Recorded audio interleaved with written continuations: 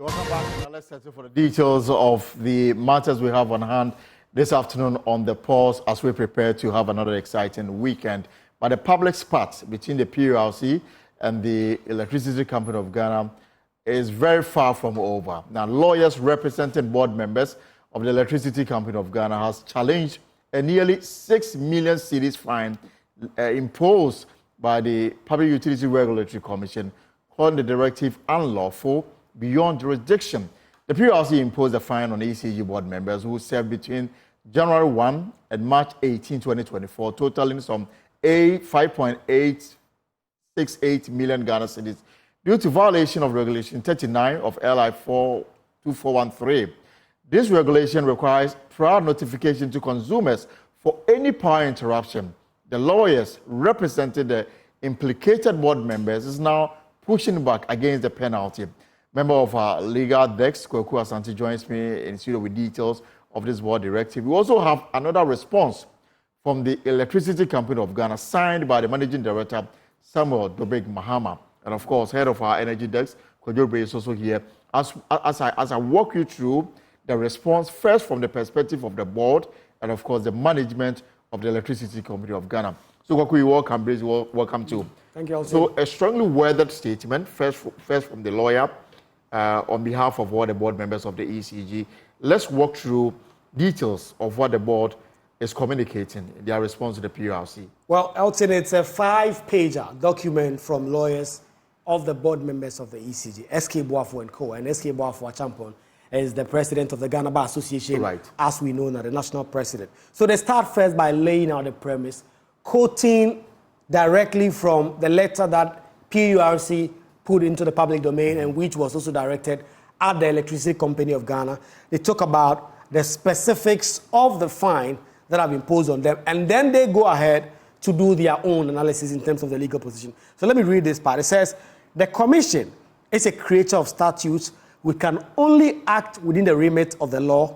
As a creature of statutes, the Commission must confine itself strictly within the powers, rights, and jurisdiction granted to it by the statute or its enabling instruments in assuming which jurisdiction or exercising the power authority thereof. The Commission cannot go beyond what is conferred on it by law or try to read into something which is not there. The Commission's power to impose regulatory charges on the Public Utility Commission is provided for in an enabling law, they stated, and they say that it is patently clear that under the said provision, the Commission, that is PURC, can only impose a regulatory charge on a utility, on a public utility. The Commission does not have the power or authority to purport to impose any regulatory charge on officers of the public utility. The Commission, in purporting to impose the said regulatory charges on the board members, clearly exceeded their jurisdiction, as it is not within their powers or authority to do so. It must also be stated that the Electricity Company of Ghana Limited, as a corporate body, has a distinct legal personality that is separate from that of the board members. This is the very foundation of company law, that the officers of the company cannot be held liable for the acts of the company. And lifting the veil of incorporation to go after the officers of the company can only be done in exceptional cases and only done by a court of competent jurisdiction.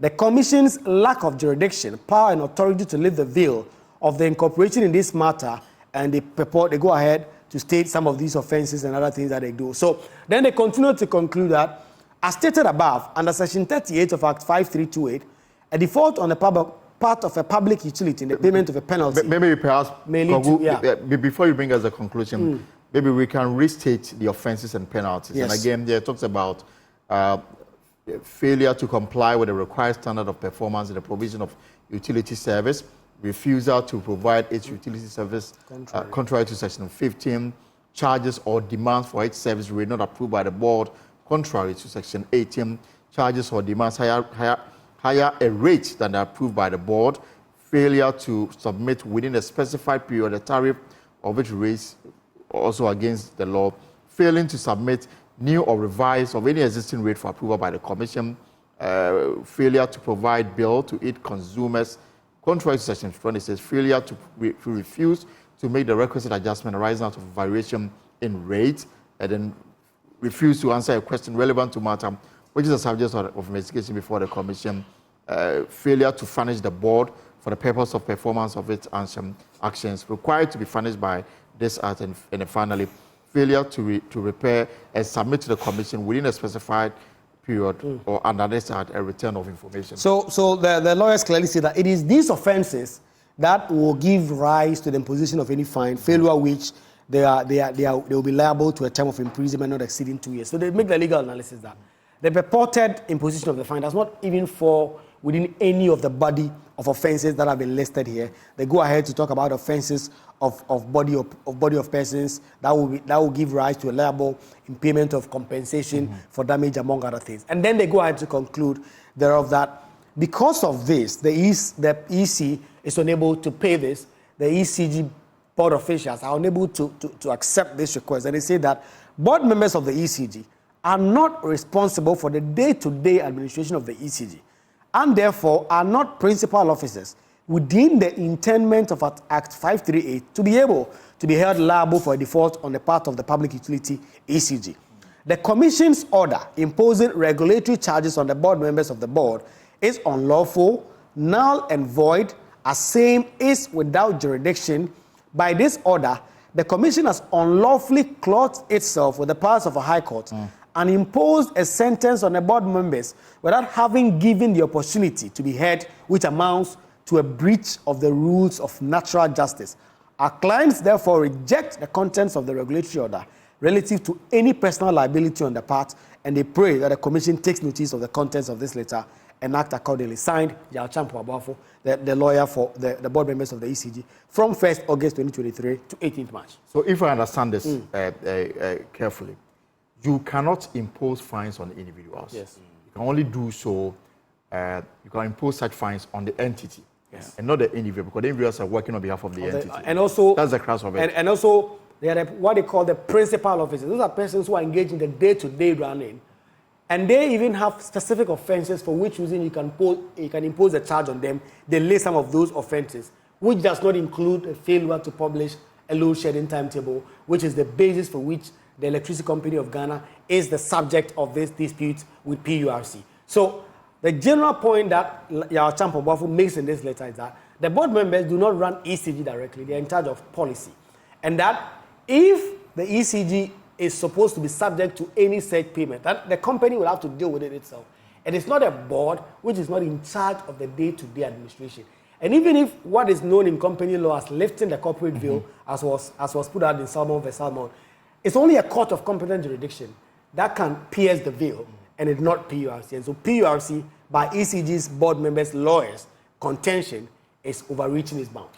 We'll speak to your lawyer to understand what really this is about and whether or not the PURC has any grounds to stand on. Remember, there's been a precedent. When the Munche 3 matter came up. The judgment was that board members cannot escape blame when there are excesses. Yes.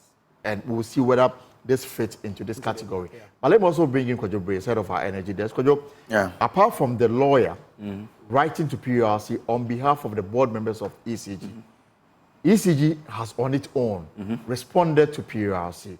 And in the response, they've addressed all the issues that were highlighted by the PURC. Walk us through them. So what ECG is trying to do is to tell PURC that you should have given us a fair hearing, because that's what natural law demands. Again, they are saying that PURC is behaving as though ECG never complied with their orders at all.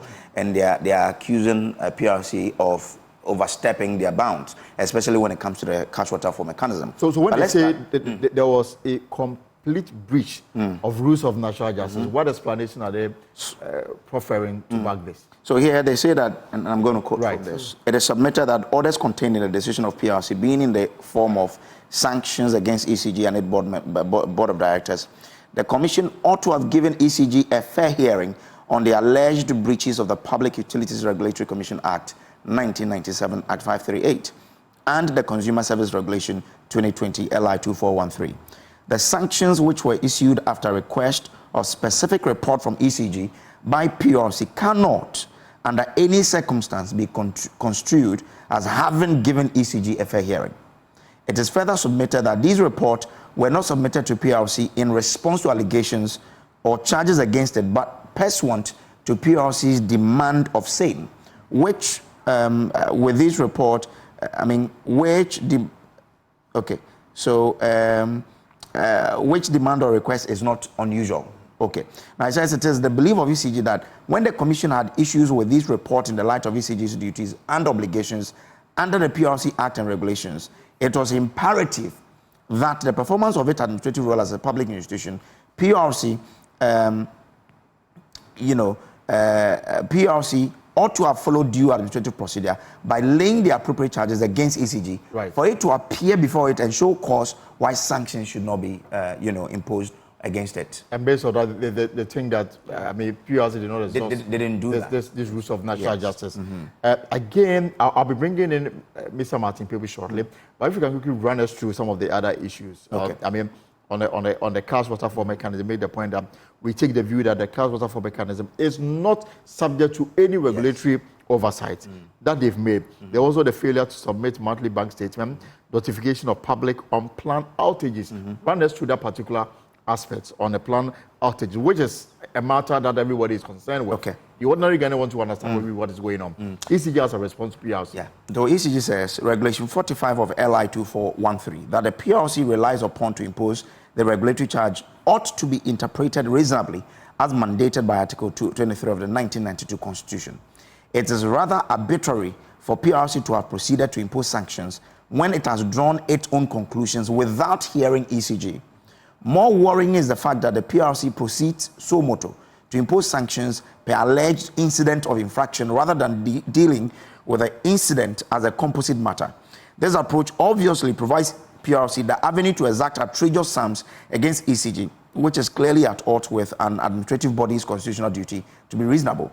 This unreasonableness is further manifested when considers how self-serving it is for PRC to wait and seek to obtain funds for itself under the guise of regulatory charges based on number of incidents. Further proof of the unreasonableness of PRC is expressed in its order directed at Board of Directors of ECG to pay the said regulatory charge on ECG's behalf. This decision is neither grounded on the fact that the Commission found the Board of Directors culpable nor complicit of any wrongdoing, but simply in its opinion that to sanction ECG would have implications on consumers. Once again, this power exercised by PRC is without any legal basis, since PRC's mandate is restricted to only regulating public utilities and not individual directors of these public utilities. Right, and they conclude by saying that the basis for the sanctions against the Board of Directors does not fall under any of the provisions of the Companies Act, 2019 at 992, that permits allowed for sanction imposed on officers or members of the Board of Directors of a limited liability company. The sanction imposed against the board members of ECG have no legal basis and is tantamount to lifting the corporate veil, which auto-virus the powers of the PURC. Following our above submission, we strongly advise that the Commission immediately withdraws the federal order dated 15th April 2024, directed at the ECG and the Board of Directors, as same is null and void. It's further advised that ECG should be given the opportunity to be heard on any charges of alleged breaches of its duties and obligations following the submission of a report pursuant to PURC order dated 18th 2024. And this is signed by the Managing Director of the Electricity Company of Ghana, Samuel Dubek Mahama. And has there been any response from PURC as we speak? No, by our checks, we haven't heard anything like that. Could you please thank you very much, head of our Energy Desk, and then member of our Liga Desk, Santi. Thank you so much for coming through. This is the pulse here on Joining. So what is the way forward? And who is saying what? Who has the legitimacy in this matter? Let me bring in lawyer Martin Pebu. Lawyer Martin Pebu is a private legal practitioner. He's been, following this development in the media space. Now, at bottom line of all of this is the provision of electricity. But this public's part, how does it resolve it? But let's understand the law and the position as it relates to the directive provided by the PURC. Mr. Martin Pebu, it's always a pleasure to have you on the pulse. My pleasure to Mr. Abrobi. Right. Yeah, so great to be here. So first was the initial directive by the PURC. They made some demands from the ECG. The PURC updated the public saying that the ECG failed to respond to some of them. They went further to impose sanctions on them because of the law that established them, that gives them the right to do so. the sanctions included some monetary sanctions, almost 6 million Ghana cedis.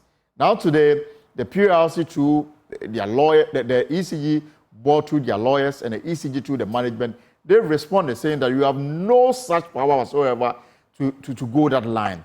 Let's understand what we are dealing with and who really has the power over as far as this matter is concerned, Mr. Kwebu.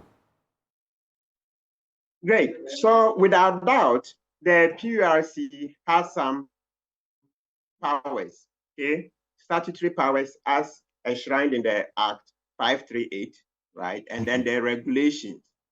So you see that the crust of Mr. Boafo's letter is that the administrative penalties should not have been imposed on the ECG director. Nowhere is it mentioned that the penalties can be put on the ECG directors. That statement is a bit too wide. Right. So for now, let's leave it and come to the stronger argument. It appears that the stronger argument is about the failure to give the directors an opportunity to respond. So that is where the real argument would be, because of the natural justice principle that before you condemn a man, you must give him a hearing. Right. So that one is easier, because when it comes to the matter of directors, yes, there are circumstances in which directors are held responsible. And you see in Mr. Boafo's letter, he himself refers to that section 45, where it says offenses by body of persons, etc. So let's tackle the natural justice one and finish before we go to the areas where the waters can be muddy. Absolutely. The natural justice principle is straight. Yeah, that one is straight. So meaning that the directors were not heard. So if the directors weren't heard at all, to be able to determine what efforts they made in order to avert the situation, you see, then we can say that the decision will have a problem. But that notwithstanding. But again, lawyer, before you make progress on the rules of natural justice in this matter, we do understand that, PURC first wrote to the management, and if you like, the board, demanding certain answers from some concerns that had come in, and gave them timelines within which to respond. The PURC updated the public, telling us that this is what ECG has done, this is what we have received, we are studying this is going to verification, these matters have not been responded to. How does that, negate the issue of natural justice if they provided timelines, updated the public on what had been responded to, and the ones that were outstanding? Good. Yeah, so Mr. Broby, the point is that at the time ECG was responding, if the PURC intended to hold the directors personally responsible, then it means that there will be two sets of responses. The one by the ECG as a corporate entity, that's ECG as a company, and the response by the directors. Of course, so that then it tells you that they've heard the PURC would have heard directly from the directors in their personal capacity. You see, because the demands were made on the corporate entity. So if you make demands on the corporate entity, even these directors can participate in giving an answer. Okay? And when they are giving an answer, they are giving an answer on behalf of the corporate entity. Right. So the corporate entity is answering. But if you intend to hold them personally liable, then you separate the charges. So you say, look, this is for ECG as a corporate entity, and this is for the directors in their personal capacity. Then, at least, they would have had the opportunity to be heard. Right. That's crucial. Of course, you can imagine that I am generally, until these issues were raised, I was happy that PURC was showing that, yes, it's up to the task and holding ECG accountable. Yes. Oh, though this letter has come to erode a bit of that force, but we are happy in terms of governance and accountability. It's a good step. So I won't say that PURC has lost. It doesn't matter. It's possible for PURC to look at it, backtrack, and it's very clear. So far with this dispute, I can see that the regulations 2413, they will need amendment to make it clearer, how you hold directors personally responsible as distinct from the corporate entity. Yeah. So on that score, the directors cannot be held responsible for their actions and inactions when it comes to how the corporate structure is supposed to be respected. In the way that lawyers for the board, they've made it clear that you cannot individually sanction individuals. They were they were providing policy on behalf of a corporate entity. Directors can be held responsible. As a matter of company law, directors can be held responsible. You see, even you provided a good example of the Muntier thread. And let's also even watch, in the history of the PURC, when this man was MD, Mr. Jamina, the PURC once held him liable. And even they recommended that he be prosecuted. Mr. Jamina, at the time, I think that was the previous administration, under the NDC administration. Yes. But later issues were resolved. So, yeah, so PURC has that history that, look, they can go after directors. But right now, what we are saying, and going after directors is sanctioned under company law. You see how you even read parts of the Companies Act, right? Good. But here, the problem is that Mr. Abuafu is saying they were not given notice. You see, you didn't give the person, quote unquote, his charges. That, look, okay, let's say Mr. Kelly Gajepo, you know, he even resigned. You failed to provide proper direction. You failed to supervise. Because, you know, the directors are responsible for framing policy and ensuring that the policy is properly implemented by the company. So the MD and the staff are actually, loosely speaking, for lack of a better word, agents of the board. Right. Because the board that's responsible, ultimately responsible. So Mr. Abuafu is saying that the board members, they were not specifically told, Mr. Kelly Gajepo, we think that you have a case to answer personally. The other board members, mention them, Anodonpre. Yes, Frank Anodonpre. Who else? The lawyer. The MD himself, yeah. Yes. All these people, you should personally answer. Just like when you come into a court, contempt case, there's the one you can go against the company itself.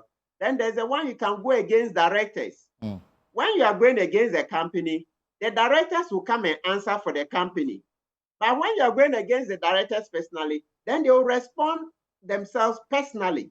So it appears the natural justice principle is quite strong. But as I've said, listen, PURC, if they are listening, they have our support. ECG has done us too much harm. You heard the unpalatable words NAPO used on us, and I'm being very charitable. A minister that we pay with taxpayers' money, he disrespected us. You want evil on Ghana, you should go and find your own timetable. When in 2016, he was making noise and spending about 60% of my income, or people are spending 60% of their income on electricity, which is not even true, etc. But because we're not happy with the JM administration, we kept lying. He can't even be polite to citizens. So we are behind PURC, except that it appears on the rules, something hasn't gone right. They've done well, at least. They should look at it and perhaps see how they can mitigate, and then we'll move forward. Right. Mr. Preble, just some bit of education more on this matter. So both lawyer Abuafu and the managing director of ECG, who's also a lawyer, they come to the same conclusion that PURC has no jurisdiction in this matter, and that they should even withdraw the letter. They describe it as null and void. Is it that simple? No, it's certainly not that simple. You know, the ECG didn't do its work well. That's what led to all of this. So ECG has lost face. ECG has lost face. I even thought that their own letter will even be apologetic, will say that, look, we are raising this issue. I don't think I saw something like that. It's as if you just want to talk law. Don't forget that law too emanates from society. So sometimes society is ahead of the law. You can see that ECG has bullied us. ECG has disrespected us. They, together with the Minister for Energy, Matthew Opoku Prempeh, ECG has totally, disregarded our wishes, etc. So I would have thought that they will even have some space to say, look, all of this notwithstanding, we apologize for the current hardship, because these guys who are now enjoying feeding fat of our taxes, they came to office on the back of doomsaw. That was one of the principal reasons, doomsaw and corruption. So if today there is doomsaw and citizens are complaining, when you write such a letter, it should also come with an apology. You see, you add the two. You see, when you want to communicate well with citizens, you even start with the apology. Yes, we reckon people of Ghana are suffering. We should not suffer like this, blah, blah, blah, everything. So you wet the ground. Then the message can, seep through. But where you just keep hitting us with law, no, it doesn't work that way. When people are emotionally charged, a lot of the time, there's no space for law. Why do you think violence happens, etc.? So I would have added the issues of an apology and assuage citizens that, look, yes, we are aware. We are trying our best. Kindly give us support. We are sorry for the inconveniences, blah, blah, blah, blah. That's without prejudice. Then you attack the legal issues. That's how you communicate, effective, and then you show empathy. I just don't throw the law in our faces like it's been done now. But again, PURC, you will say that per the regulation, they are covered in terms of the sanctions that they impose, and even making the point that if this demand is not met, they may escalate it, go to court, and then seek custodial sentence for the MD and the other members of the board. Now that there is a challenge or a contention coming from the other side, will you suggest that perhaps the court must step in to resolve this matter going forward? Well, it's a difficult call to make. I'm thinking that if PURC steps back and seek to, undo this letter, okay, and try to come up with an opportunity for the directors to respond personally, I think it will be faster. It will be more efficacious. Yes, because I can tell you that as a lawyer, that, yes, the wheels of justice grind slowly. And so the court could take a lot longer. And even the public will lose interest in this case and move on to other things. PURC, it shouldn't be difficult for them. If you look, maybe, as I said, the regulations, but the regulations are many and very bulky. Unless there's something else, we are still reading through, but it's difficult. Even if you find that you are saying in the specific 2413, you want to specifically hold directors responsible, the larger question still is, did you give the director the accusations that answer in your personal capacity? Did you give the directors opportunity to answer? As I said, it pains me because I was very happy that PURC had done this. But at that time, so we're a bit emotionally charged. So the issue of natural justice to the directors didn't come up. So you see what I meant by when people are charged, there isn't much room for legal analysis. It pains me that. So therefore, they miss an opportunity to have them roped in, if you like.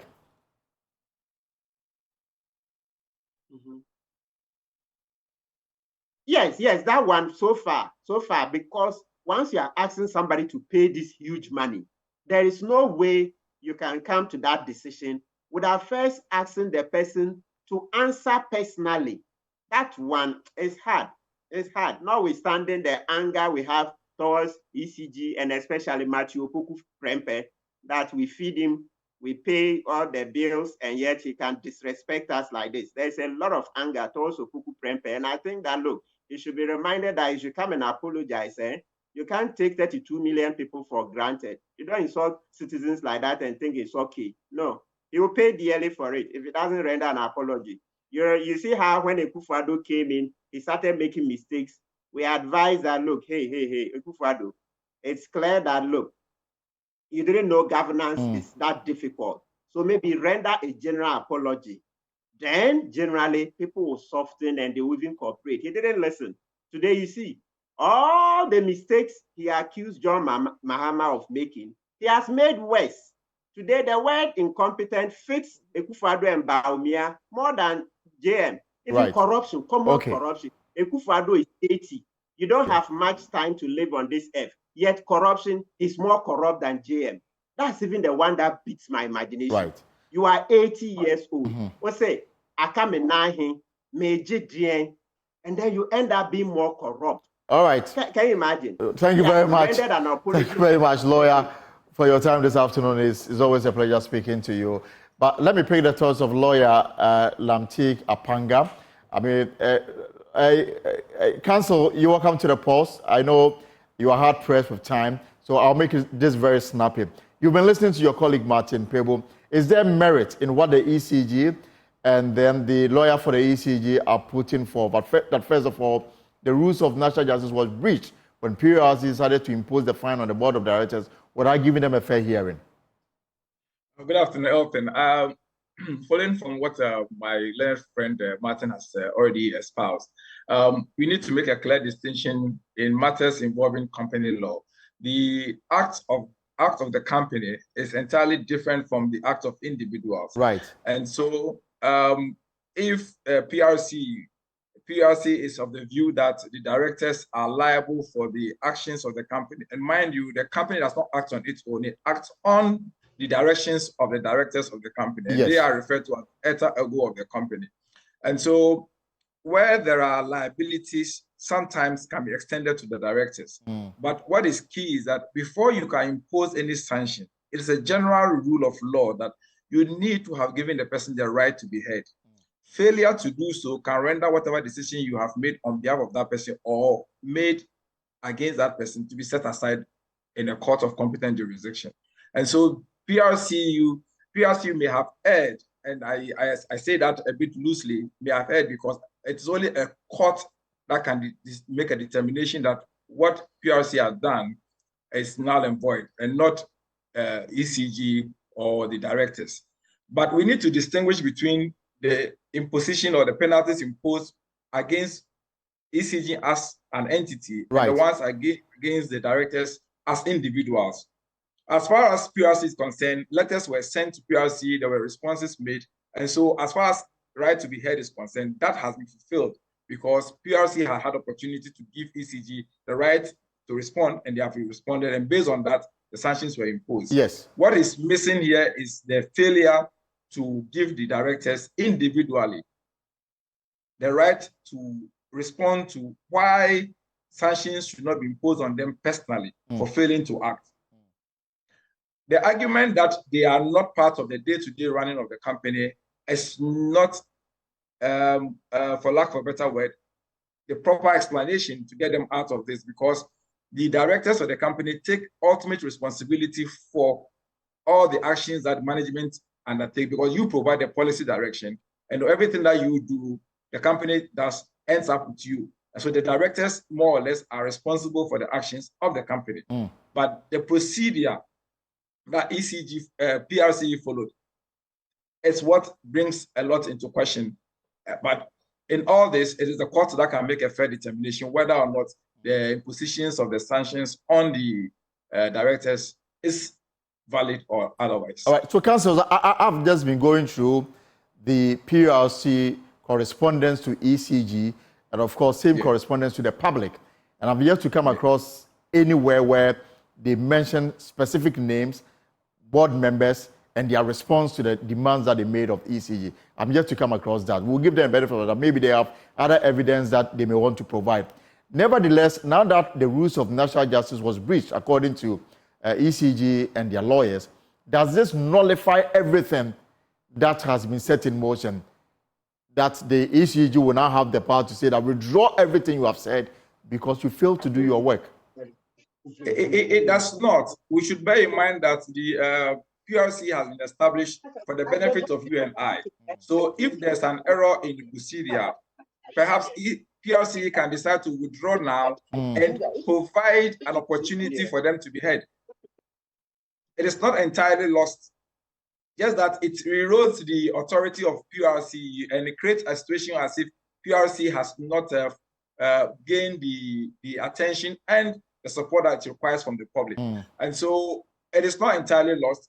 PRC can decide to write to them withdrawing the sanctions that have been imposed and now serve them with notice that we intend to impose these penalties on you personally and that we demand an answer within this number of days. And if failure to do so, we'll take it as though you have waived the right to be heard and go ahead and impose the sanctions. And until that is done, we may have to stand still.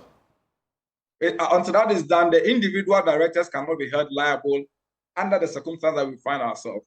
However, ECG as an entity can be held liable because ECG is under the regulations of PRC, and ECG has had opportunity to be heard. It has been served with notice. It has also been penalties have been imposed on ECG, and so ECG can be held. But you see, let's come back to the issues. What is crucial here is not all this legal battles. Absolutely. What is crucial is how you and I can have power. Absolutely. Bottom line. Bottom line. Continue working. So that's the most important. We are not interested in who is winning and who is losing. We're interested in having power flow. And you can tell clearly that it is a tough war between PRC.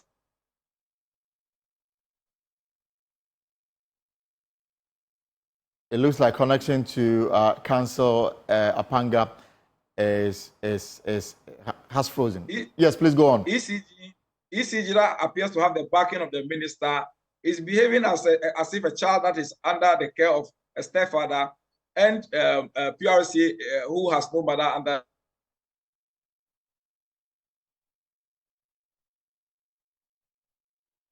Right. Again.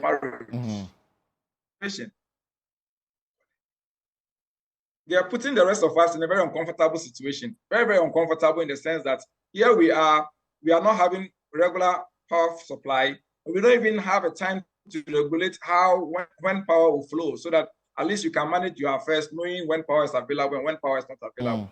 And several requests for timetable in order for us to manage our affairs have been turned down, and sometimes in very arrogant manner, as we have seen from what the minister has said in the past.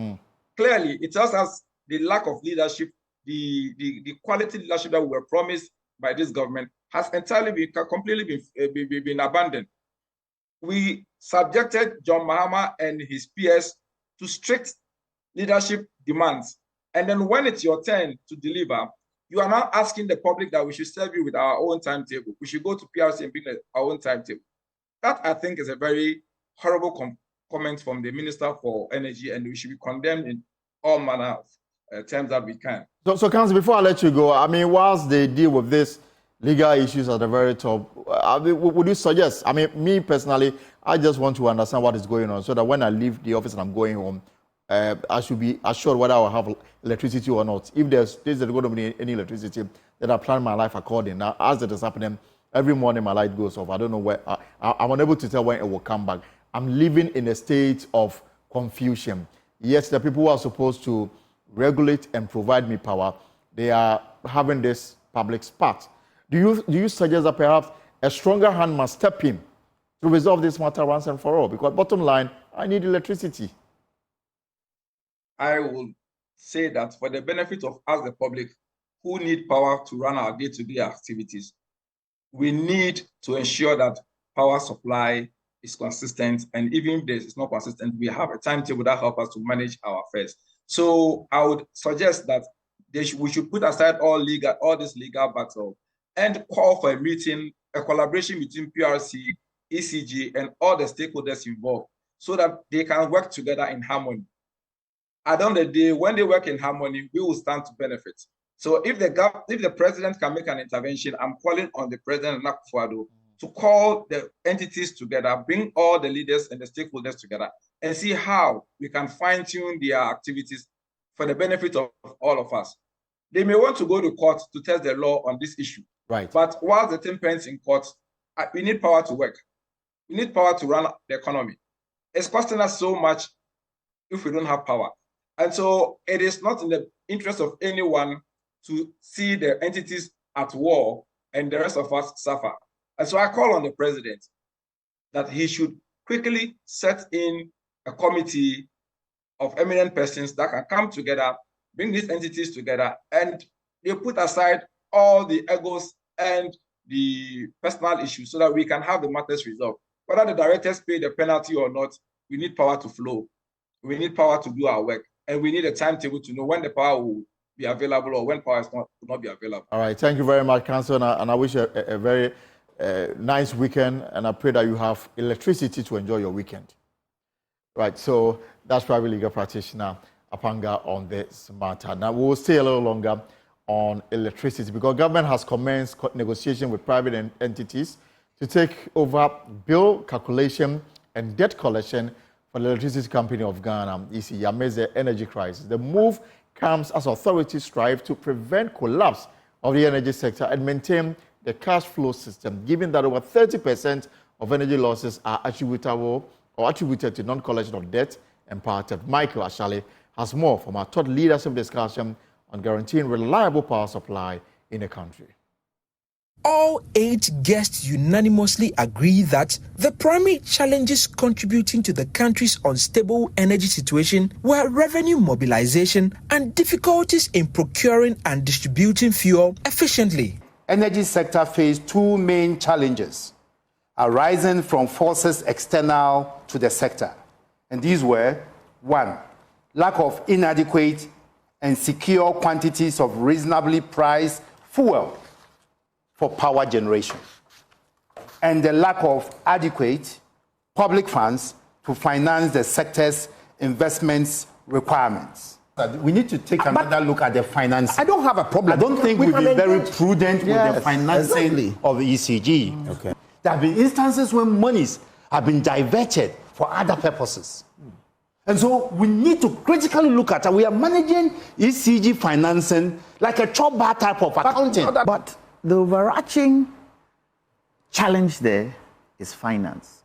And finance is in 2 sides. There's finance to run and there's finance to earn. I would have liked a situation where we are today with all the institutions. Let's do an audit on all of them. Even the former Deputy Energy Minister, Andrew Ejapamesa, agrees with them. Truth be told, we've had some maintenance issues, some of which have been resolved, some of it is ongoing, and we have some challenges with fuel, which on a daily basis, depending on what is available, then determines. However, he maintains that the primary issue lies in fuel procurement, attributing the erratic power problem to the ECG, which is currently grappling with overloaded transformers. So the fuel being expensive is true. But I still don't see where that personal interest arises. The outages numbers, right? 85% of it is ECG problem. Okay. It's not grid cool. It's not the generation problem.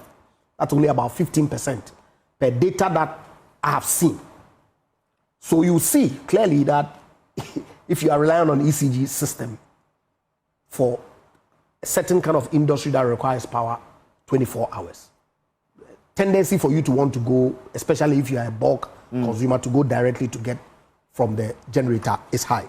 Ranking member on the Mines and Energy Committee, John Jenapo, strongly believes that if the current situation persists, the energy sector is headed towards collapse.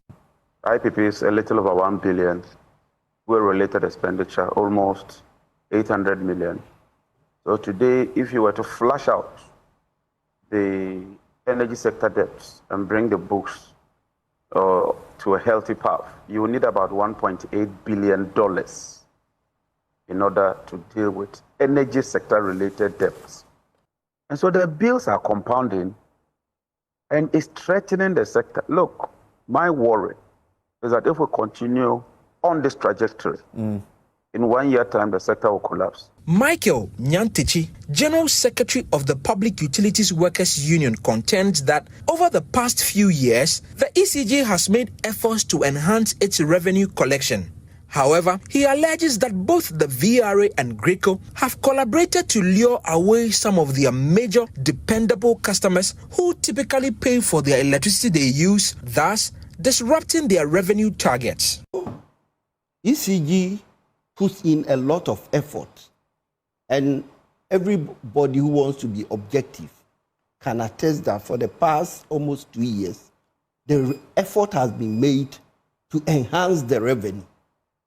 Then there are also this subtle thing being played out between GRIDCO and VRA, where because of some loophole in the law, some key customers of ECG are being poached. And these were customers who could pay easily and contribute towards the cash waterfall. But ECG is losing these customers. GRIDCO, together with VRA, is giving them some form of rebates. In my head, I remember the B5, and then also some time ago, some of the mines were also taken away. And I think there was one steel plant which is also more or less being targeted. Some of the problem, according to the former commissioner of PURC, Dr. Ni Daku Kobina Asante, is due to power theft, which he says is a major problem. There are private entities who are not paying ECG for power they are consuming. But the second one is theft. Some people are bypassing meters. Some people don't even have meters, whether they are fake meters or whatever. So some people are consuming power, and ECG is not even billing them for that power. And we need to depoliticize the whole energy space, hold the regulators accountable, let them do their work. If they don't do it, hold them accountable. And especially the leaders of the distribution companies, ECG, GRIDCO, if they fail, they need to be fired. Andrew Ejapa-Mensah disclosed that the government is in talks with some private players to enhance revenue, with a primary focus on billing and debt collection. And these are conversations that we're having with respect of the privatization or some private sector participation in the billing and collection. Discussions are far advanced. Of course, typically you will have the resistance from our friends in ECG. But it's something that I believe will help they themselves. Okay?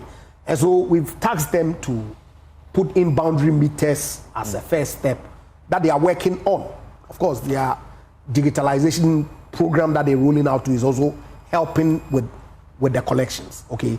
So when they are able to put the boundary meters in all their operational districts and know the volume of power that is going in every district, then you can introduce private sector people to bill and collect for the power that is coming into that enclave. So it's work that is ongoing. And I believe that in the fullness of time because 30% losses is high. Definitely not sustainable. However, many of the panelists expressed opposition to the full privatization of ECG and other state-run entities in the energy sector. I challenge you to show me one instance where this type of privatization has worked in this country. So we can give them some minority stake in that bit, but not to get them into the entire ECG to the extent that they sit on the board of ECG. I don't agree because I feel we are capable. Look, it's a monopolistic area. We have to make sure that we don't, in our haste to try and privatize, have a situation where these losses are just continued. So it's not that simple. But at the end of the day, we have to make sure that both ECG and NEDCO reduce both collection losses and distribution losses, which is including theft. Even chair of the Mines and Energy Committee in Parliament, Samuel Atachia, is of the firm belief that full privatization is not the way to go. I can see that as a very powerful option in the future. But in the meantime, I agree with Rankin that something should be done about the collection of revenues by ECG. In the energy space, we shouldn't run it like an ambulance. We should not only think in emergencies. We should think long run. Meanwhile, independent power producers who are owed more than $1 billion expressed readiness to sign the debt restructuring agreement with the government despite apparent delays from the government side. Going forward too, there is still an accumulation going. That is also another matter. So it's still in the region of $1 billion. In the region of $1 billion? Yes. Okay. Now last year, whilst this whole discussion came up, ECG promised to remain current. Are they still current with their payments? Yeah, they are doing their bit as we speak. There was a banter between the ranking and the chair about what the president put out in terms of some sort of negotiation with you, the IPPs. What's the status of that? The fact is we have had a series of engagements. But at the end of every engagement, there's supposed to be a concluding point. To make this document useful and to call it a conclusive arrangement, we need to sign off. Until it is signed off, we cannot say that we have reached there. But let me confirm that we have very peaceful engagements on the issues concerned. Okay. So almost sort of, there's been a verbal agreement between the two parties? Yes, impliedly. Okay. But what is stopping the signing? Okay. That I cannot tell because... But you're the CEO of the chamber. What I mean is on our part, we are ready to sign off. Okay. Yes. Yes. Ultimately, the participants agree that the nation must begin diversifying its energy mix, including transitioning to renewable sources such as solar and nuclear power plants. Now, we have not as a country prioritized our renewables. And we've not made enough effort to attract investments into renewable technology. But for a poor country like Ghana, that is where we should be looking. They are not poor. We have abundant silica sand in the western region. From Atuabo all the way to Aboso area, silica sand, plenty. There needs to be a policy where we indicate from a certain time T, any new building that is built in this country should have a solar panel. Any new building. Yeah. Any new building. And those that are old buildings, we find a way to also put solar on them. Within 10 years, we would have solarized this country. Now, nuclear is a way to go. No dispute about it. And we should think long term. We shouldn't run an ambulance. Number two, the hydro, we've not finished with it yet. So it's very right. As you look at our river bodies, instead of this kind of, if you like, bad, pollution of our water bodies, we should see what we'll get out of it. So that's why we focus, and I agree with you. We need to focus and accelerate our nuclear penetration because it's clean, it's safe. Of course, when something goes wrong, it's terrible. But it's internationally... Absolutely, I agree with you 100%. It's part of our energy mix that we've developed under our energy transition framework. And this was from our thought leadership series on the energy sector yesterday. This is a pause with me, Elton Brobe. We will take a short break and return with more from the Nungua Traditional Council.